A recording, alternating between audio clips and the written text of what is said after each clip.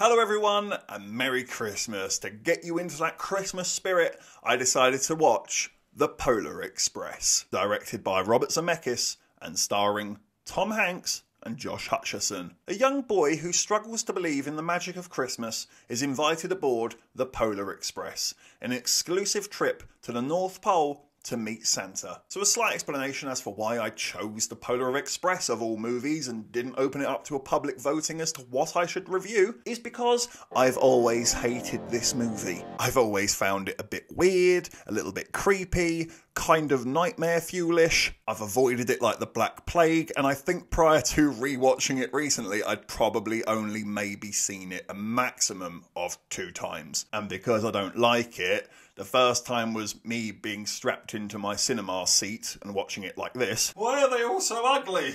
And the second time I watched it was more like this.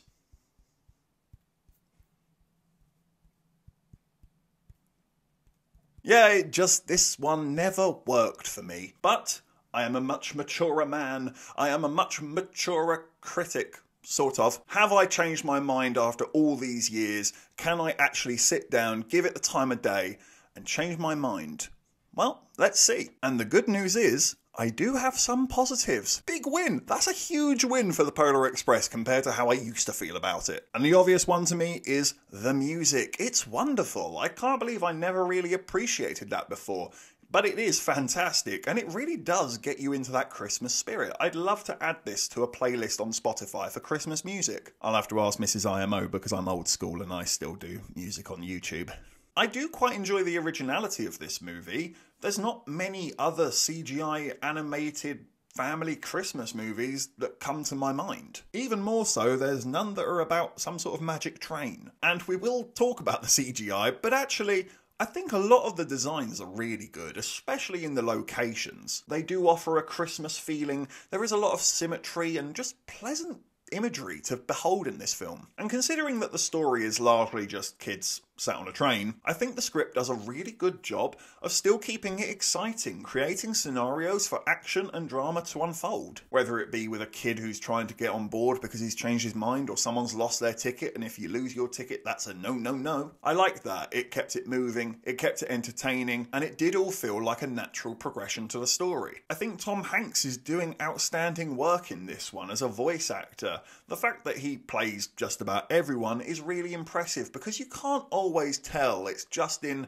minor little details that you could pick up on it. The hobo's laugh is very Tom Hanks. The actual design of the hobo is still quite Tom Hanks.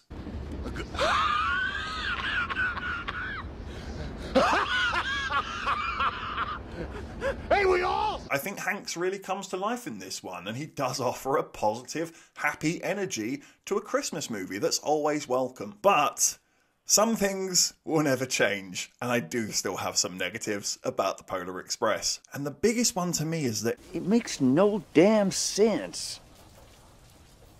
Compels me, though. is it a ghost train? Who's the guy on the roof of the train? Is it time travel? Is the little boy, the main character, actually Tom Hanks? Because the narrator makes out that it's the same person, but nothing else in the movie does. Is it a dream? There's quite a few mentions that all of this could just be a dream, but then the ending rubs out that possibility and makes out that it isn't a dream. I'm just completely confused, and I don't know what realm of reality I'm supposed to be following this movie in. What are the rules? What are the rules? What are the rules? What are the rules? It just baffles the shit out of me. And had they just explained it, decided on one of them, and seen it through, I think I would care a lot more and enjoy it a lot more. The know-it-all kid is infuriating, and I know I'm not alone in that. I think everyone agrees with me when I say that. And I don't really know why he needs to be in the film. He does have some cool little details if you look closely. Being a know-it-all, the very first fact he spits out about the train actually ends up being wrong if you know anything about your trains. I don't know anything about trains. I learnt this from someone who's much smarter than me. But yes, he confidently spouts an incorrect fact, and by the end of the movie, his ticket has the word learn written on it, as if to teach him the lesson that, you know, you're not as smart as you think you are. Okay, that's good. It does come full circle, but why is it in here? Because I don't know, and I just think if you took the character out entirely, It's a much easier watch. Now, getting to the elephant in the room, the CGI. It's alright. It is. For the time that it was made, I do find it quite interesting to go back and look at these period of CGI movies and then comparing it to, I don't know, let's say Avatar 2, the one that's just coming out soon. Yeah, when you look at the trailer of Avatar 2 and then you look at this, you're like, geez, we have come a long way. But you also have to applaud the groundbreakers, the Polar Express, the likes of these movies, because if they didn't crawl, we probably wouldn't be able to run today. And you can see what's evolved. In this movie, a big problem is the emotionless expressions of faces, and actually that is so clearly been fixed in today's standard of CGI. So in that regard, I strangely like it. I recognise that it makes the characters a little bit ugh, but they crawled so that we can run. I do think some of the characters could be deeper, and I wish I felt a lot more attached to them as the journey progressed. I don't really care for anybody in this movie. I find the main character to be quite empty. I think the idea is that he's meant to be quite empty so that the viewer can put themselves in his shoes, but that doesn't really work for me in this regard. And ending on some small positive, apparently, according to Mrs. IMO, the ending of this one always makes her cry, and that blew my mind, because I didn't even sniffle.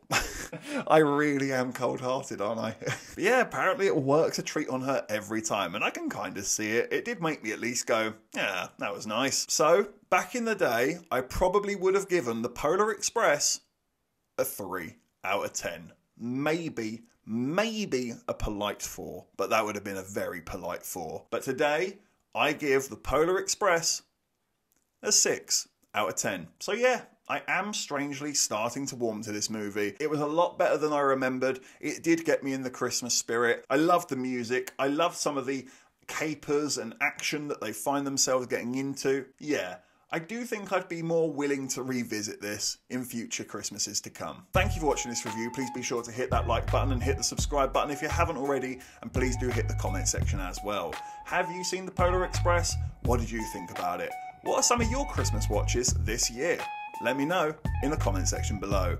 And if you haven't had enough of this beautiful face, you can always get yourself lost in an IMO wormhole. Stay safe out there, people. But if not, take care, and I look forward to seeing you on the next review.